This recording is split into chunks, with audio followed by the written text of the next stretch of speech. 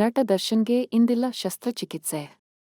ಶಸ್ತ್ರಚಿಕಿತ್ಸೆಗೂ ಮುನ್ನ nerve root block epidural injection ಕೊಡುವ ವೈದ್ಯರು. 1 ಸಮಸ್ಯೆಯಿಂದ ಬಳಲುತ್ತಿರುವ ನಟ. ಸದ್ಯ ಈಗ ಕೊಡುವ ಇಂಜೆಕ್ಷನ್ ವರ್ಕ್ ಆಗದಿದ್ದರೆ 3 ದಿನಗಳ ನಂತರ ಆಪರೇಷನ್ ಮಾಡಲಿರುವ ವೈದ್ಯರು ಈಗಾಗಲೇ ಸ್ಟ್ರೆಂಥನಿಂಗ್ ವರ್ಕೌಟ್ ಶುರು ಮಾಡಿರುವ ದರ್ಶನ್ ದೇಹದ ಮೇಲ್ಭಾಗ ಮಾತ್ರ ವರ್ಕೌಟ್ ಮಾಡಲು ತಿಳಿಸಿರುವ ವೈದ್ಯರು.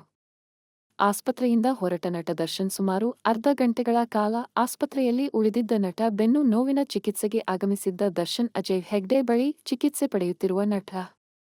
ಮೈಸೂರಿನ ಬೆಂಗಳೂರು ರಸ್ತೆ ಜಂಕ್ಷನ್ನಲ್ಲಿರುವ ಮಣಿಪಾಲ್ ಆಸ್ಪತ್ರೆಯಲ್ಲಿ ಚಿಕಿತ್ಸೆ. ದರ್ಶನ್ಗೆ ಎಪಿಡ್ಯೂರಲ್ ಇಂಜೆಕ್ಷನ್ ನೀಡಿದ ವೈದ್ಯ ಅಜಯ್ ಹೆಗ್ಡೆ ಇನ್ನೂ 1 ವಾರ ಕಾಲ ಅಬ್ಸರ್ವೇಷನ್. 1 ವಾರದಲ್ಲಿ ಬ್ಲಾಕ್ ಕ್ಲಿಯರ್ ಆಗದಿದ್ದರೆ ಆಪರೇಷನ್ಗೆ ಸಿದ್ಧತೆ ನಡೆಸಲಿರುವ ವೈದ್ಯರು.